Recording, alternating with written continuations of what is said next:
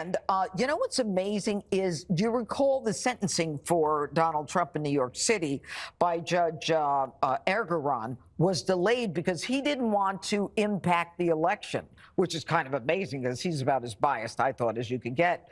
I wanted to start with that clip of Judge Janine unable to remember Judge Arthur Engoron's name because it perfectly shows the dynamics at Fox. They cannot remember someone's name, but they have enough information to say that they are incredibly biased, that they are incredibly corrupt, that their rulings are not fair. Yes, that is the MAGA mindset, and that is exactly what we see at the Fox propaganda network. But of course, I would never show a clip of Fox without that Fox host getting called out. And of course, we're watching the 5, and so we are checking out Jessica Tarlov doing exactly that, calling out her MAGA co-host, shutting down their lies, and at the same time, shutting down some of the lies that Donald Trump pushed today and what was just an unhinged speech in Michigan. And we are going to get into all of that. But before we do, if I could quickly ask you to leave a like on this video, and if you enjoy our channel, to hit that subscribe button. It goes a long way in supporting the work we're doing. Now, like I said, there are a lot of lies coming out of the Donald Trump campaign and all of his stooges, especially with the revelation of the new evidence in the unsealed documents from Jack Smith that are an absolute bombshell on Donald Trump, a damning report. And Jessica was keeping it real and calling out Donald Trump for his constant obsession with talking about January 6th, even though Fox and Donald Trump stooges want to say that it's Democrats doing that. But let's check it out. Okay. The narrative is that Democrats are obsessed with January 6th. But the reality is that Donald Trump is the one who's obsessed with 2020. Even today, he was on stage in Michigan saying, I won, and I won by an even bigger margin than 2016. Maybe he should be quiet about it, but he can't stop himself, which puts it into the national discourse.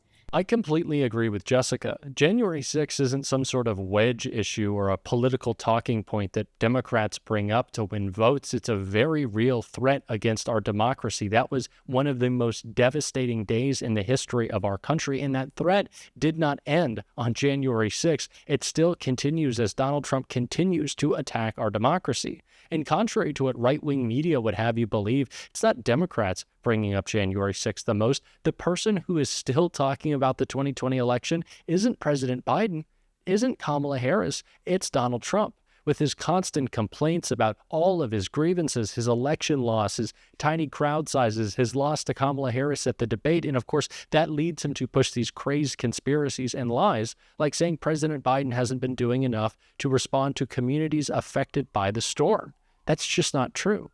But what is true is that Donald Trump has abandoned communities that didn't have enough of his supporters in them. And Jessica talked about that with a recent bombshell article from Politico right here.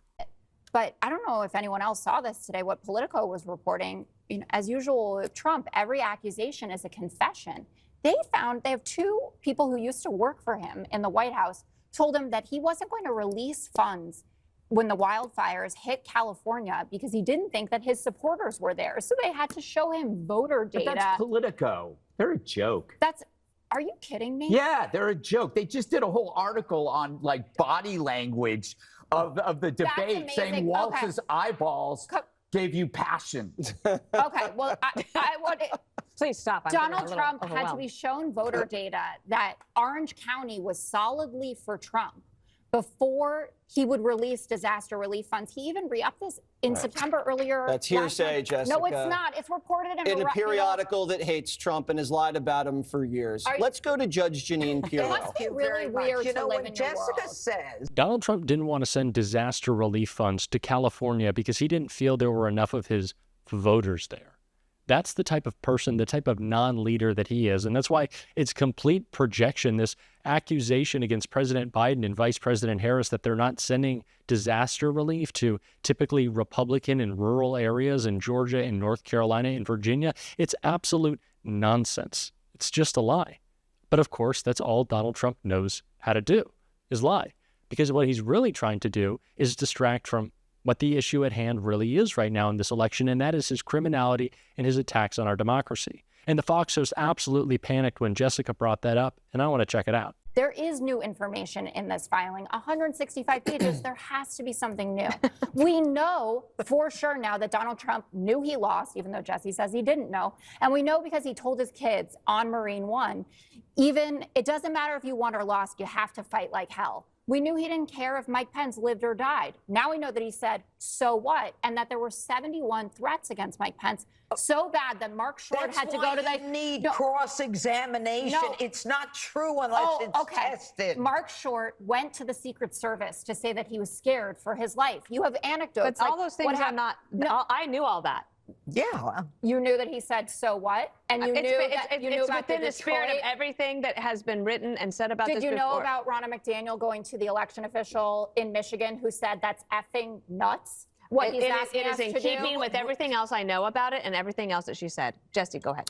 They so badly want to distract from the truth of Donald Trump's criminality, Donald Trump's attacks on our democracy. There could not be more evidence that he was acting as a private citizen for the weeks and days leading up to January 6th to try to overthrow our democracy.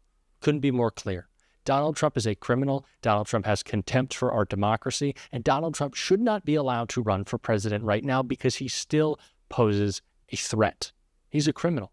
We know that to be true, but all they can do is push conspiracies and lies to try to distract because, of course, they can't provide a counter-argument for Donald Trump's criminality, and they can't provide any sort of agenda that they want to push besides Project 2025, and so they just have to deflect. That's all they can do. And Jessica did a great job at not letting her host deflect and calling out the Republican failure in Congress right now. And if Donald Trump was being honest, it would be hard for him, but if he was, he would stand up there and say, Congress doesn't care about you. They just left on a 6-week recess without voting to appropriate more funds to disaster relief. We knew these storms were coming. The disaster declarations were signed a week ago. They still went home to do God knows what for 6 weeks. Your representatives aren't on your side. And that would actually be in tone with his whole outsider shtick, et cetera. Now, if Donald Trump wants to take up issue with those who aren't working hard enough for disaster relief for the states affected, he should be looking to his own Republicans in Congress, who are the most failed group of legislatures, I think, in American history. This is the least productive Congress in the modern era because of the MAGA majority in the House. Those are the people who aren't working hard. It's not President Biden. It's not Vice President Kamala Harris. It is MAGA, because they don't know how to get anything done, and they surely don't want to. Then what would they have to complain about if they solved anything? And speaking of complaints, we've seen lots of those and lots of lies and conspiracies about new DHS data that was shared and twisted by right-wing media. And so I think it's important, as a reminder of calling out those lies, to hear what Jessica Tarlov had to say, setting the record straight on that. It's inaccuracy. The Department of Homeland Security had to release a statement saying that the ICE figures were being completely misinterpreted, saying the data includes individuals who entered the country over the past 40 years and also includes people that are in jail, not people who are out there roaming the streets.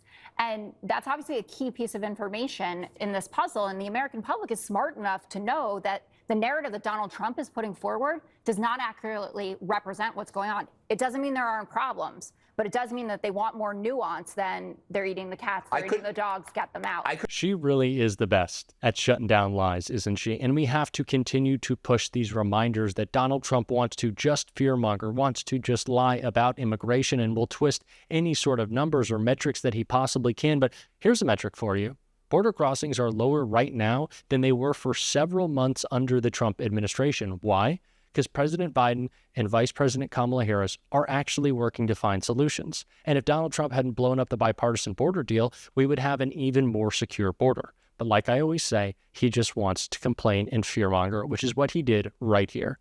The corrupt media is outraged that I keep talking about the migrant crime epidemic.